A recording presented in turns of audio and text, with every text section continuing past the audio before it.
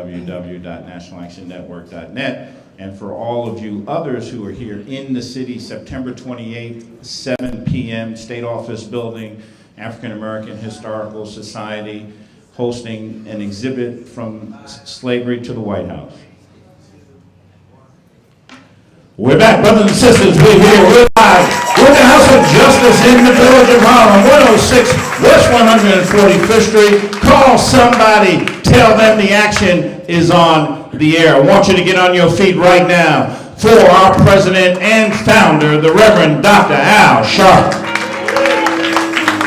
No justice. No peace. No justice. No peace.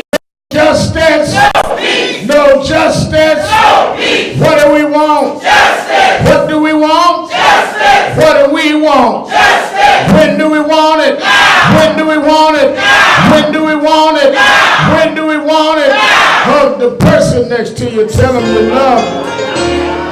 Never give up.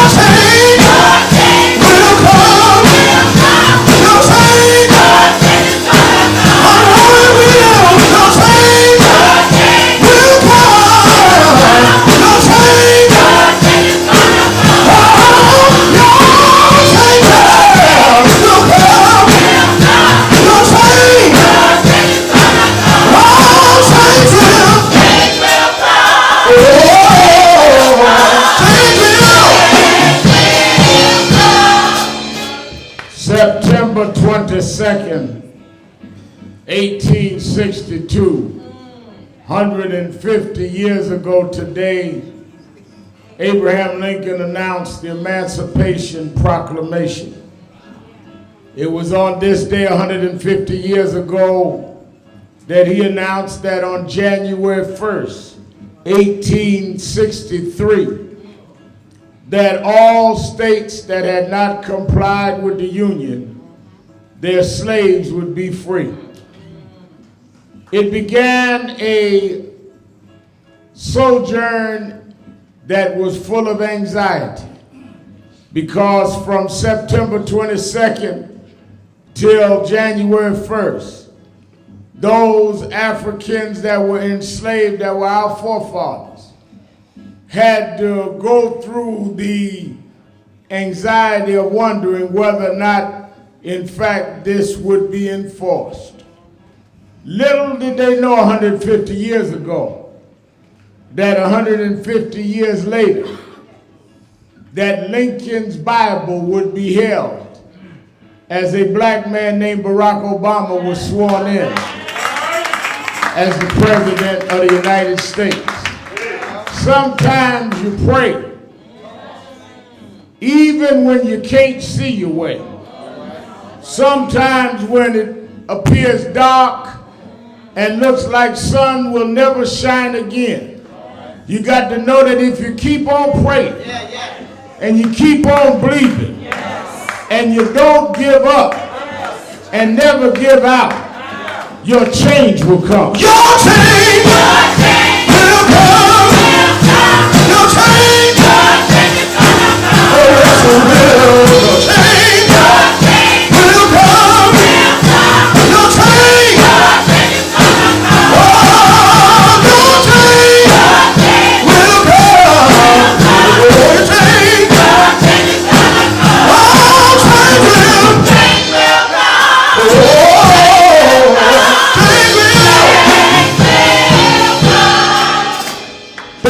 say 50 years ago, a man named James Meredith walked to the doors of the University of Mississippi, Ole Miss, where no black had ever been allowed to go to school.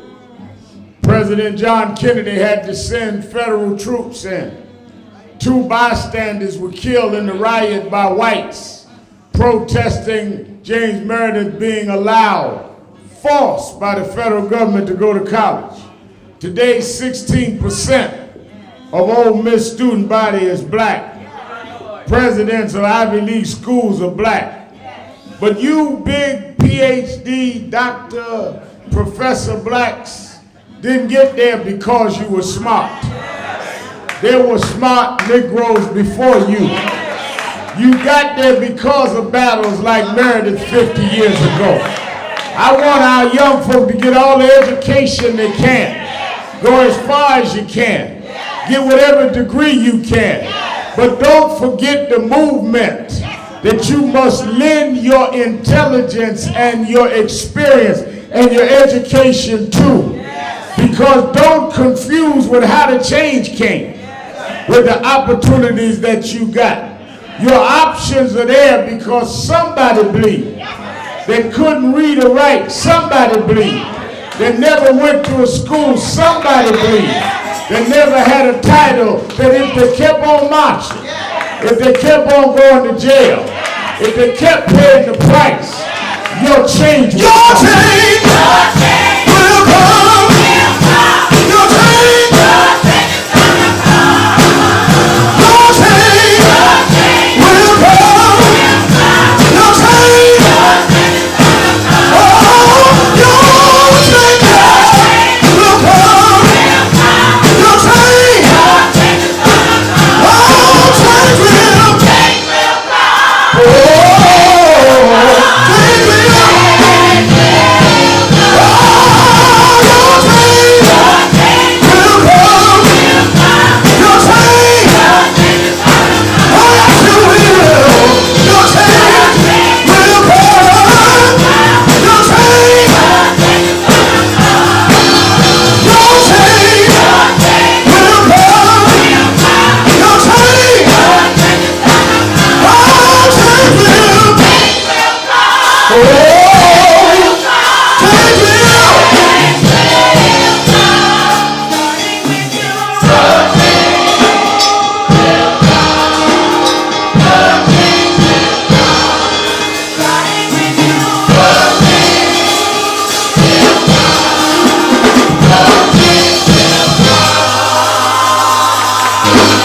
National Action Network Change Choir. Give them a big hand. Give them a big hand. Certainly we're happy to be here another Saturday morning at the National Action Network Saturday morning action rallies. And for you that are here in the House of Justice, 106 West 145th Street in the Village of Harlem. And for you that are listening live on 1190 WLIB, or you that are watching us in chapters around the country on www.nationalactionnetwork.net, we are happy to be with you another Saturday morning where the action is. Give a hand to our presider, Attorney Michael Hardy, and our Executive Director, Sister Tamika Mallory. Let me thank all of you in the New York area that joined us last Sunday for the Afro-American Day Parade, and you that marched in the NAN contingent and joined us and have been active in all of the activities here throughout the week. We spent a lot of time this week in National NAN at the Congressional Black Caucus. I did a panel yesterday with Congresswoman Frederica Wilson on hazing. We have an anti-hazing partnership with the Sigmas, and we did a panel then. I also did the Black Church panel on voter suppression that I chaired for Congressman John Conyers, as well as did the Black Women's Luncheon with Tamika, who was the Dias guest, and Valerie Jarrett from the White House, and last night on and on. Got in 2:30 this morning and on my way back to Washington for the Congressional Black Caucus dinner tonight. And you in Washington, I'm preaching in the morning at Metropolitan AME. Now the one funny thing about all this, I did 3 panels yesterday, 2 day before, had to ride the train all night with Mark Mario, got in 2:30 this morning.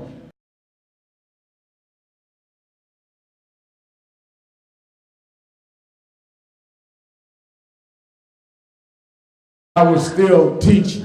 Slept in the bed all night, and y'all didn't hear on the air this morning because she broke down. These young folk are not in shape.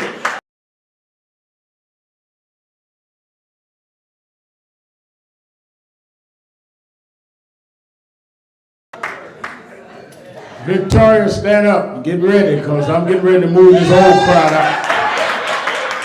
They can't handle the work ethic. I must give credit, though. Dominique and Marcus hung in there with me. They may be shooting caffeine when I ain't looking, but they've been with me the whole time. Let me repeat that we are so in debt to those groups that saw it not robbery to coalesce and see that we do more together than we do apart. And I'm talking about those like Brother Todd, who stood with us and has been doing this work long before us in the streets. But Todd and the King of Kings Foundation, who spoke this morning, that was part of our Occupy the Corner. Stand up again, Todd. Give Todd a hand. And Todd and other groups that worked with us around the city. It is our commitment now in the follow-up to make sure we organize and deal with the resources needed. Because we didn't just do a 4-week stint. We want to be involved going forward. And we know the folk like him that are in the street, in the trenches, getting the work done, and we want to reiterate that commitment. And we're glad about their work. Let me also say that here on, first, before I get into that, I think that anyone listening on radio and you that are here in the House of Justice this morning could not have been more touched than hearing about the case of Brandon Jackson. To hear a mother's plea about her son makes all of us think about the burden that many of us have had to carry for those that can't carry the burden. It's bad enough to have to visit your child when your child has made a mistake. I had a sister that went to jail. I know how that is to a mother to stand in line and visit their child who made a mistake. It is worse. It is almost unbearable to stand in line and visit a child who was the victim rather than the victimizer. You can gather strength to say, Lord, bring me through my child stepping wrong. But where do you go when your child is the victim? And they victimize them, and the excuse is, well, this jury wouldn't understand. Well, we understand. And we need to support this mother and this case of Brandon Jackson.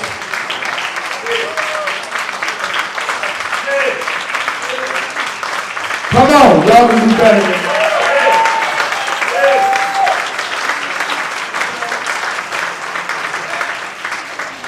So as Attorney Hardy has researched this case, whatever it is that we need to do, I keep telling you, activists are active. Everybody talking about they're activists that are not active are dramatists. They wait on emergency show up, then you don't hear from them no more. Activists, you need to be able to say, I'm active on these situations. If you're not, then you need to get with Phoenix and our drama club. And they have plays here once a week. And you come over here and act up once a week and play like you're an activist. But that's why when we started, we named it the National Action Network. Not the National Procrastination Network. Not the National We Gonna Talk About It Network. Action. And we gonna put some action with this mother and Brandon's case. Give her another hand.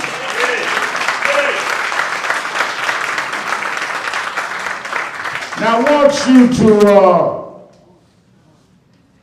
think and realize what I'm getting ready to say. If you read the Bible or history, the Bible, everything flows from one generation to another. You cannot have a wave that's not usually followed by another wave. There is a connection God gives in the universe. The way you can tell something that is wrong is if it's out of order or it is disconnected.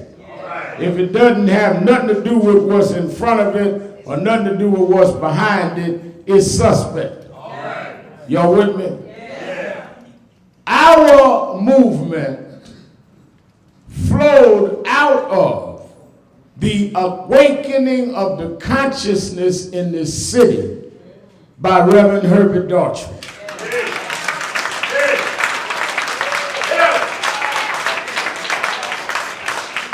Earl Pinto, who's here this morning, and I were teenagers as he formed and built the Black United Front all over the country, way before we ever thought about a name, and did out in Gravesend and other places what later was done in Howard Beach. Didn't start in Howard Beach. Done in all of these places. What was later done in Howard Beach, Pennsylvania, and then stayed with us and helped to lead and coordinate all of that. I will never forget the first morning we went to Howard Beach that I had called for a motorcade and didn't have a car.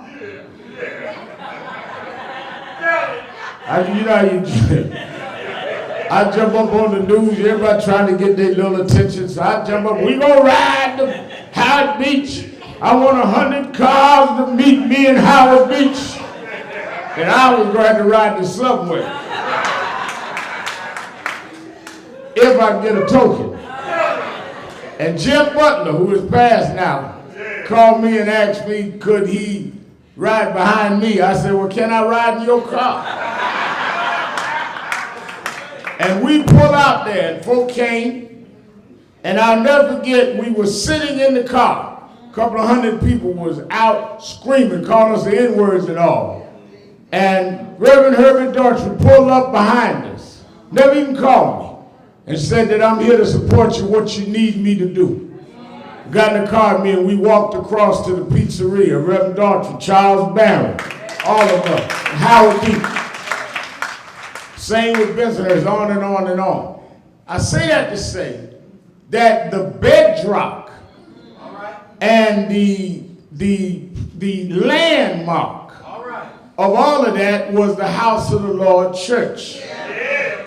He was able to do that because of the strong foundation of his church. And part of that foundation was he had social change and social service. Y'all hear me talk about all the time, there's a difference between social change and social service. Well, the Daughtry movement had both. The social change was what he did with Black United Front in the church. The social service was the Alonzo Daughtry Daycare, which was a historic landmark in our community that brought at least 2 generations of young people into maturity, into self-knowledge, into self-esteem and pride. Y'all with me? Now, so we're not talking about just a daycare. We're not just talking about somebody's program. We're talking about our history. If you go to Atlanta today, got an office there at 632 People Street. If you leave downtown Atlanta to head to our National Action Network office in Atlanta, you go down I-20, you get off at Ralph Abernathy Boulevard, turn at Joe Lowry Boulevard. What am I saying? The whole Atlanta is set up talking about the movement, not just Dr. King. It's King's got a boulevard, Ralph Abernathy's got a boulevard, Joe Lowry. Downtown is Andy Young Boulevard. If you're going to talk about New York history, you have to go from Malcolm X to Adam Clayton Powell into Herbert Daughtry. Because the movement here, we were not Southerners. I visited the South. I was born in Brooklyn. The movement here came that way.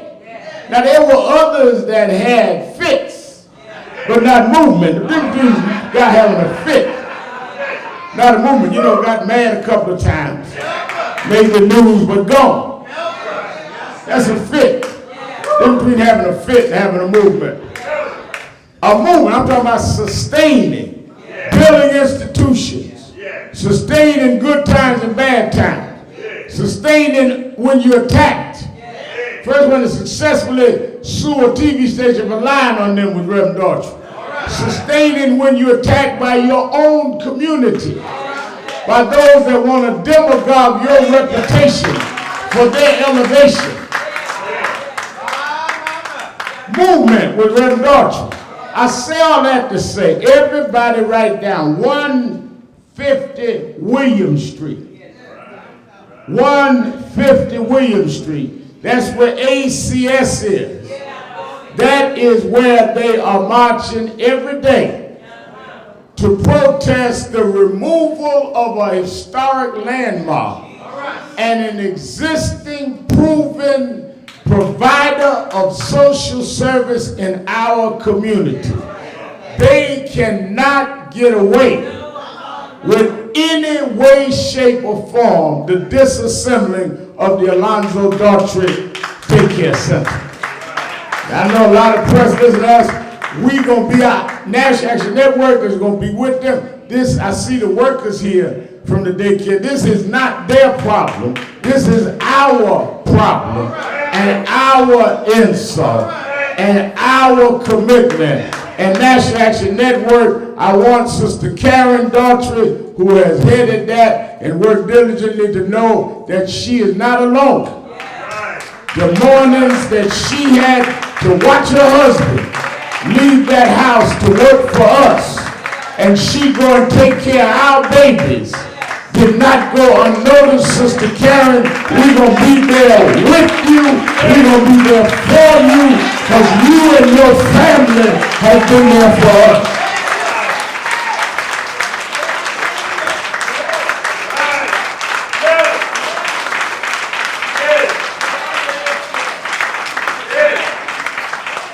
So I want everybody, Lottie, Dottie, and everybody to be out there this week, starting Monday, what time? 12 at 150 William Street. All right? 12 noon. That's when both hands of the clock is at the same spot. Not the downside, that's 6:30, 12. They're going into civil disobedience start Monday. I want Nan there. The days I'm in town, I'm going to be there. I'm not telling y'all what day I'm going to jail, but I'm going to be there. And because they've been there for us. I can't think of a time or a crisis or situation in our community or in my life that Herbert and Karen Daughtry was not there. And they should not have to beg folk that they were there for. We ought to consider it our obligation to be there. So I want everybody there, and I want us all in support. I'm on the road half the week, but I'm going to be there. The days I'm not there, I'm sure that Tamika and Dominique and all from there will be there. How many of y'all from the network going to be there? All right, all right, all right. And I'm glad to see him on his feet. He went through a medical experience we talked about the other week, and he's back. And one of the first things I saw, we got to where was Charlotte, Democrat National Convention, him and Sister Karen came to our ministers' luncheon, always in support, and never asked nobody to do anything. But on this is not even for them. The other thing is that there's no way. I think about this while Reverend Daughtry and Karen Daughtry was speaking. There's no way that y'all ought to be down there boogieing at the opening of Barclays Center and the Knicks and all of that, which wouldn't happen if it wasn't for Reverend Daughtry, by the way. But we would not have got none of that. Jay-Z did not cut blacks in that. Daughtry cut us in that. I'm happy. I ain't anti-Jay-Z. I ain't mad at him. But I know who made sure there was a black package. I told Jay-Z, I'm not mad at him. He never had no $40,000 plate dinner for me, but it's all right. We still all right, but I know who brought us in the center, but there's no way people should go down Flatbush Avenue celebrating the opening of the center and the closing of that daycare center. That's not going to happen.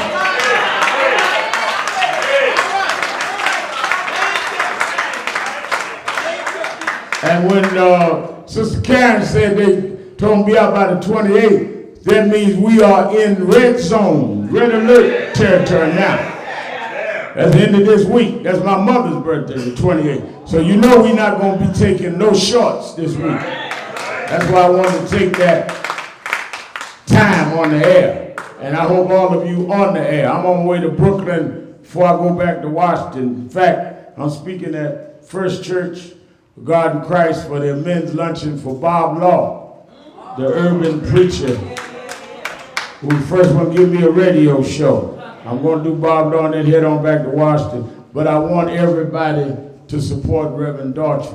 Now, Tuesday, you that are in South Carolina, we are bringing the voter engagement tour to South Carolina to Columbia. On this Tuesday, Congressman James Clyburn is hosting us that morning. He and I will be at Benedict College, and then our ministers and leaders luncheon. Reverend Michael Walron, pastor First Corinthian Baptist Church in Harlem, who heads our National Ministers Division, and I'll do the luncheon at 11, and then workshops all day by Education for a Better America on voter participation, voter rights, and that night a big rally. And you can go to the website, nationalactionnetwork.net. nationalactionnetwork.net, and meet me, you that are in South Carolina and watches us on live stream. I'll be there on Tuesday. Then I believe we go on to Pennsylvania, Harrisburg, and on and on. We're doing all of these tours, dates, as we promised, before October 9th, trying to get people their voter ID and trying to get past this voter suppression. And doing our radio and TV shows from the road. Let me also remind you, Thursday night is legal night here at the House of Justice. You that have legal questions, legal situations that need legal advice, come. Attorney Hardy convenes that with many lawyers. Now, that does not mean if you got a case and you're looking for a free lawyer. No, this is for legal advice and guidance. If you done rob 3 banks and on the run, that is not for you.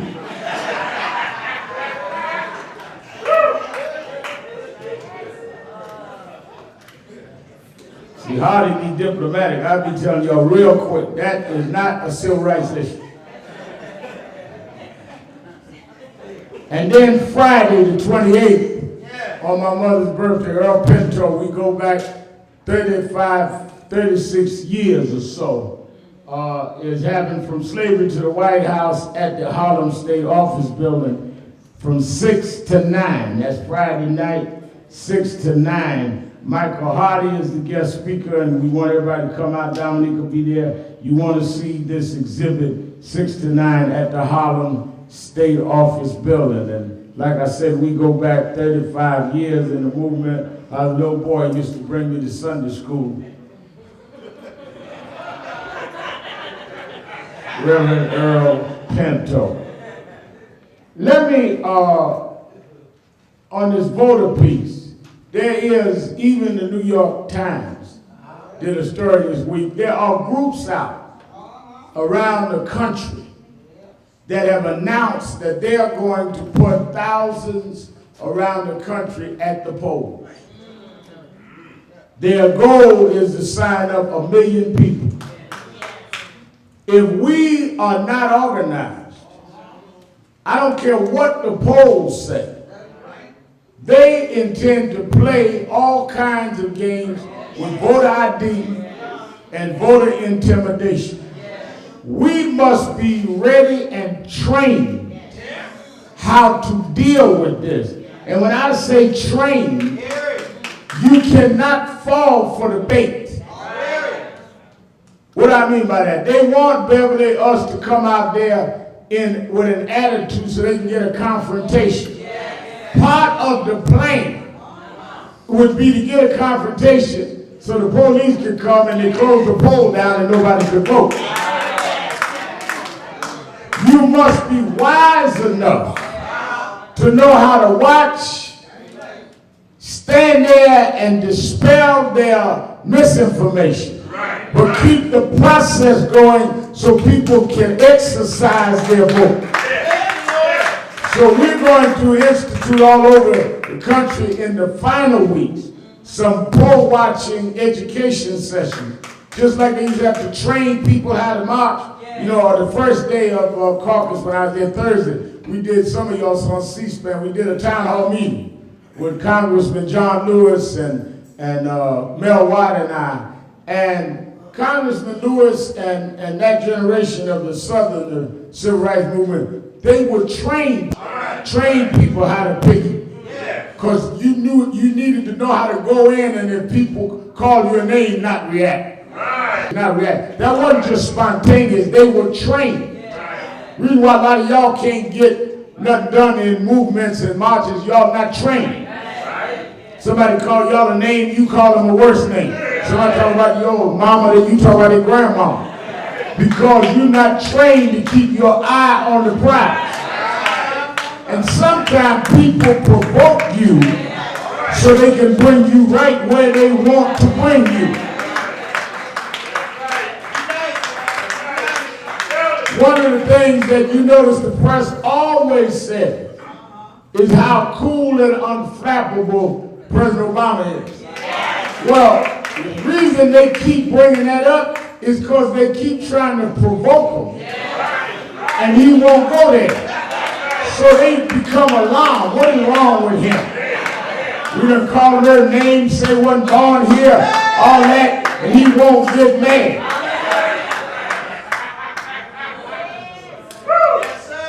We must be strategic. I tell some of our young Reverend Charles Williams in Detroit and others spent time with me this week in Washington.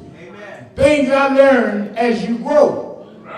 And part of growing is to be able to say where you made mistakes. You ain't grown till you can accept where you were wrong.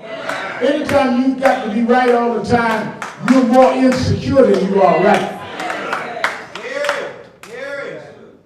I tell Paul, you got on a green jacket.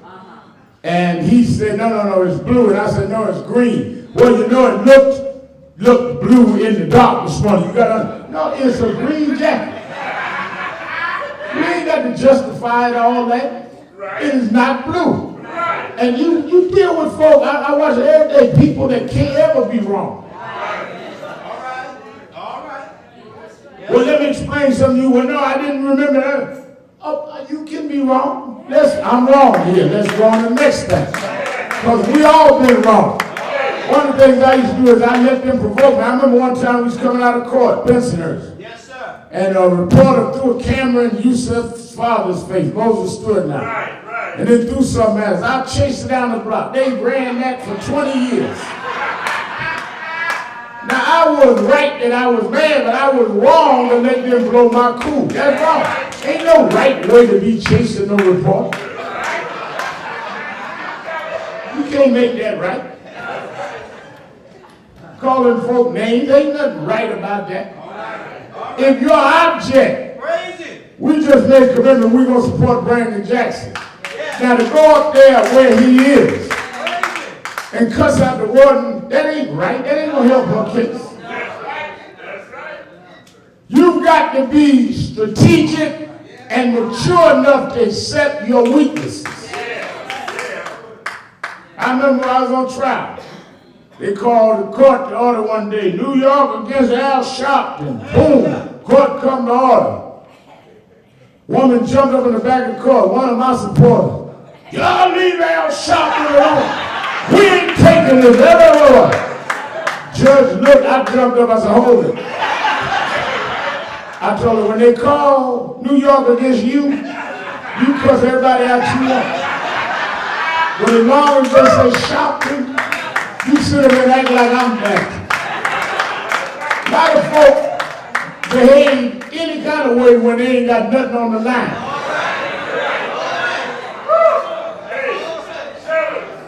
I done had staff members at National Action Network that wants to appraise their own work.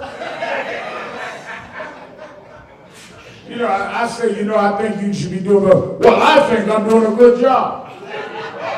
Well, wait a minute now. We raise the money, I pay you, I'm giving you the now. Well, I think I'm doing well. In fact, I think I tell you what.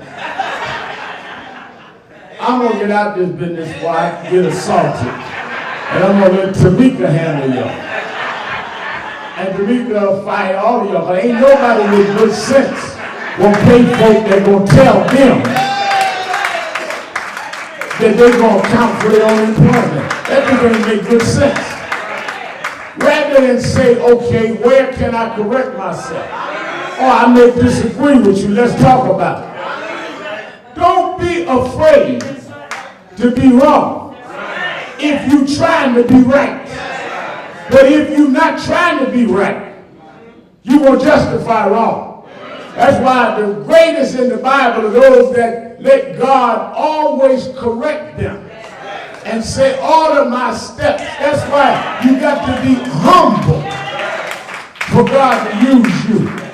Every prophet in the Bible never got caught up in who they were. They got caught up on who they wanted God to continue to make them to be. And part of our challenge is if you're going to serve, you got to learn how to serve better and better. Because we all need to grow. We got real problems in our community, inside and out.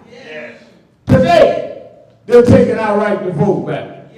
Today, we're still doubly unemployed. Today, we still do not own businesses. We have less businesses in our community than we had 20 years ago that is owned and operated by us. All of the harvest is right, but the laborers are few because too many of us are caught up in our own ego, in our own self-justification, in our own profile, that we're not committed to something bigger than us. That's why Jesus challenged people to step beyond themselves. The rich man with Lazarus, he wasn't interested in the rich man's money. He was interested in him stepping out of the boundaries of his own ego and possession. Great story Jesus told about the Good Samaritan. Some of y'all need to really think about that. What was the story? Man in the road had been beaten and robbed, laying there destitute. The Bible said that 3 folk walked past him. One, the same religion, same race, same everything. But where did he flunk? Went to church every Sunday. paid his dues, knew the scriptures, quote the right books, but didn't stop for the man in the road. Another one, intelligent, stature in the community, well respected, but flunked the test of the man in the road. The real question of whether you are where you ought to be is when you're confronted with the man in the road, confronted with the thing that does not give you stature and doesn't feed your ego and doesn't help your profile. We will see then who you really are by how you deal with the man in the road.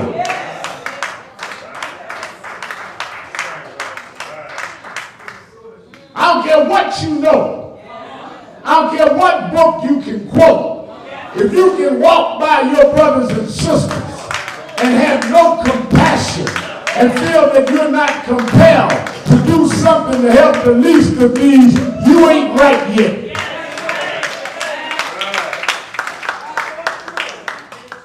I don't care what your title is. I went to a scholars conference. What are y'all figuring out if folk cross the street selling dope to your children and you can't even find a way to relate to them to try to heal that mentality? You're a scholar of what? And Dr. King, you talk about the paralysis of analysis. That's why I said from the beginning, we want to be on the ground. I like to be right here on the ground. And people just roll out the street in here. And all these fronts here in Holland cost us $18,900 a month. Almost $20,000 a month. Just being a little, but I'd rather be here. And pay the best way we can. So that people got somewhere to go than to have a cathedral downtown that nobody has access to. Either you got an action movement or you don't. Hello? But too many of us, one of the reasons why I always love Reverend Dorothy, too many of our leaders want to lead us that don't even like us.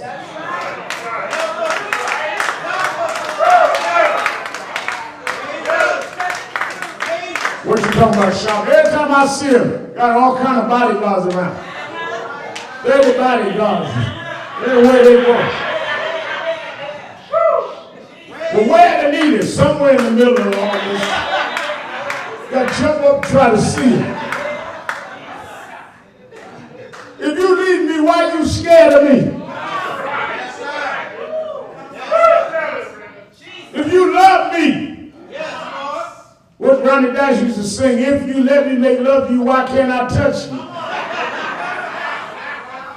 That's an old song. Y'all got to be that.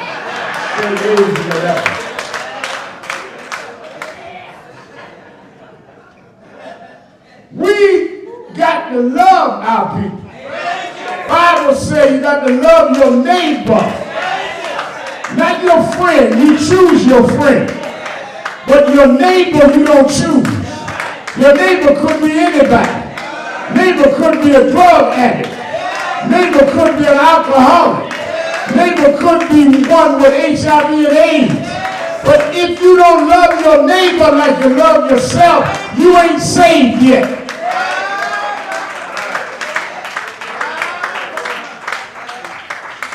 That's why I know that God will give you grace. Well, Reverend, how you learn that? Because he gave me grace. One of the most, I told them yesterday, I let you go, that one of the experiences I had, I was at a conference. Reverend Freddie Haynes was on our board. All the big ministers had a big preacher conference. And I went to the conference, and in one of the workshops, they were talking about how you deal with crisis in the ministry.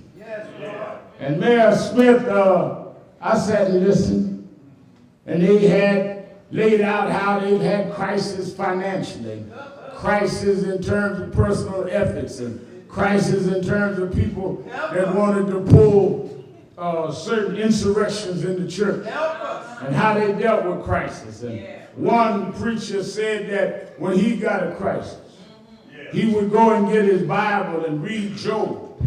How Job lost everything he had and waited on his change to come. And God made a way. And reading the travails of Job gave him strength. Another one said, well, I read Jeremiah. Something about the story of fire shut up in your bones. That no matter what, you're consumed with determination that you keep fighting. That keeps me through all my crises. Another one said, well, no, I like to read the Psalms of David. The Lord orders your steps.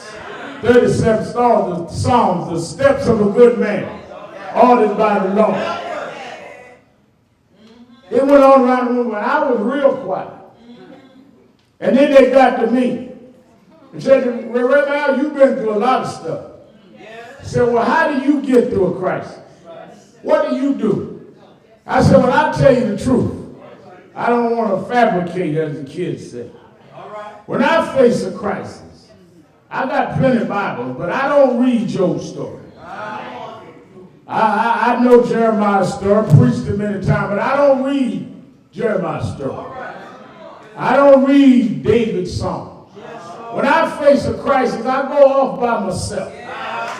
And I hit the rewind button in my own mind. And I think about what God done for me.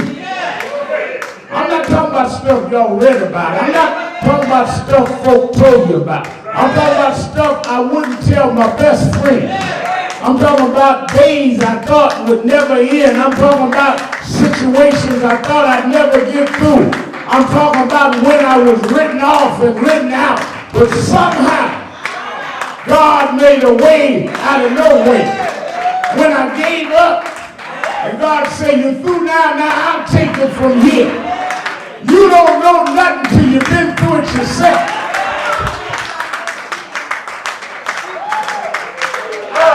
All those books y'all read, I like the history Mark Thompson talk about, but every day, about 5 o'clock, when I get out that car and walk in 30 Rockefeller Plaza and think about how Mama raised me on food stamps, think about how in the movement I was scandalized. They called me every name and dragged my name through the mud. Nobody thought I'd be nothing.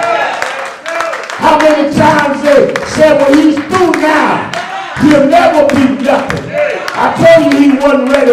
But somehow, God snatched victory out of defeat and took me up. Said, I know you're muddy, I know you're dirty, but let me wash you. Because I can't get no glory till I can take nothing and make something happen. I'm one of the greatest stories I know. When I get to heaven, Job ain't got much on me. When I get to heaven, Jeremiah ain't got nothing on me. In fact, I want to sit down and tell him, let me tell you what he done for me.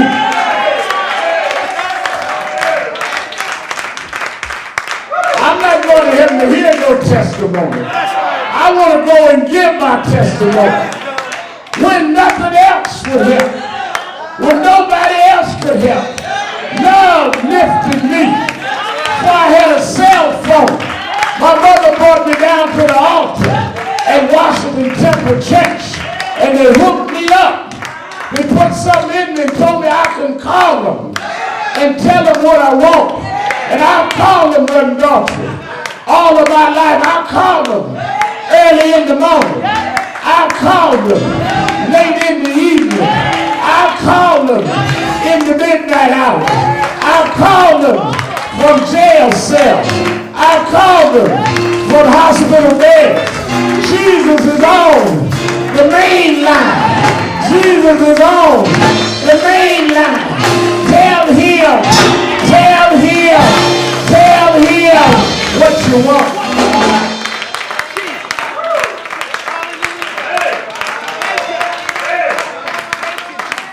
So when you hear me talk, I'm not talking about what I studied. I'm talking about what I know. I'm not talking about what I read.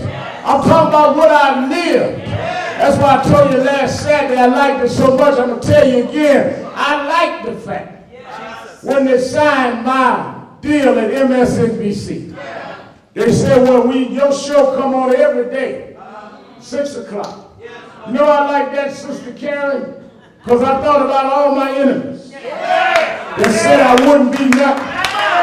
Thought about all my critics that wrote me off. They get home about 5:30. They get their dinner ready. And at 6 o'clock, when they turn the TV on, with the dinner on the table, God promised He prepared a table before me in the presence of my enemy. You don't believe it? Turn the TV on at dinner time. God will take nothing and make something happen. He'll take a crooked stick and hit a straight lick. God will make a way out of no way. He'll dry tears from your eyes. He'll put food on the table. I know He's able. I know He's able.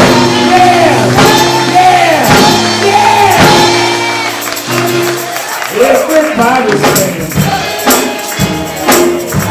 Everybody's singing. Everybody's singing. Yeah. Everybody's singing. Singing like you mean it. Singing like you mean it.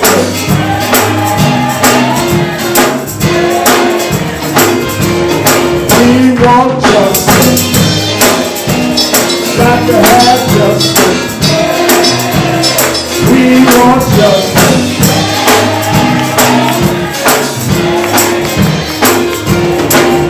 Everybody's singing. Everybody's singing. Everybody's singing. Yeah. I'm going to open the doors of the movement. There may be someone here today that comes to rallies, listens to us on the radio, comes to our events, but never joined National Action Network. If you're here today and want to be an active member, we have about 24 subcommittees here in New York, from drama to youth development to activism in housing, education, healthcare, whatever your interest may be. You can be a part of the organization. If you are in radio land, you can call right now and join. Call at 1-877-626-4651, 1-877-626-4651, and you can join right now on the phone. But if you're here, come forth right now, 1-877-626-4651. 4651. If you're in the auditorium and want to join, just come down either aisle, come straight to me and shake my hand. Come on, everybody sing. Everybody sing. Everybody sing. Yeah. Everybody sing. Sing it like you mean it. Sing it like you mean it. Yeah, we want justice. Got to have justice. We want justice. Yeah, everybody now. Everybody now. Everybody coming. Everybody now.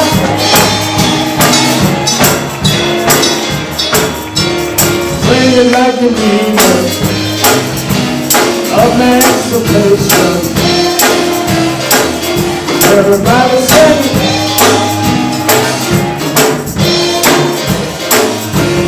One last time, y'all.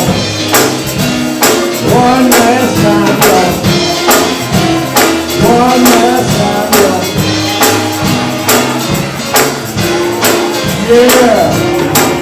That's wonderful. So many have come again. You in radio land. 1-877-626-4651. And be with us for a week of activism. Starting 12 noon Monday at ACS 150 William Street, standing up for Alonzo Daughtry Daycare Center. Meet us there on Monday at 12 noon. Then Thursday night, legal night here at the House of Justice, 106 West 145th Street in the village of Harlem. Friday, Harlem State Office Building, 6 o'clock for this great exhibit from the slavery to the White House. Let's be together all week, and we thank you for joining us on WLIB. All right, everybody now. Everybody sing. Everybody sing. Yeah, sing it like you mean it. Sing it like you mean it. Sing it like you mean it. Yeah. All right. We're going to take our offering. We'll move quickly.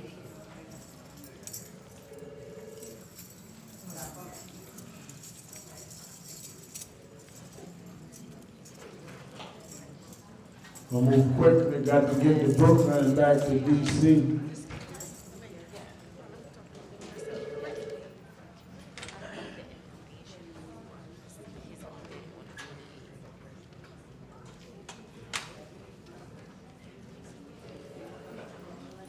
All right, you hear the phone ringing, y'all get them members.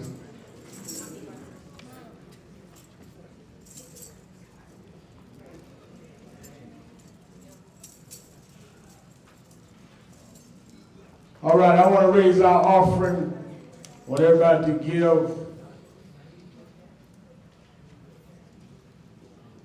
I need about 8 people that can give $100 or more to come quickly. About 8 people. Winston Gilchrist, $100. Winston Gilchrist, $100. Come on, I need 7 more. Reverend Earl Pinto, $100. Reverend Herbert Daughtry, $100.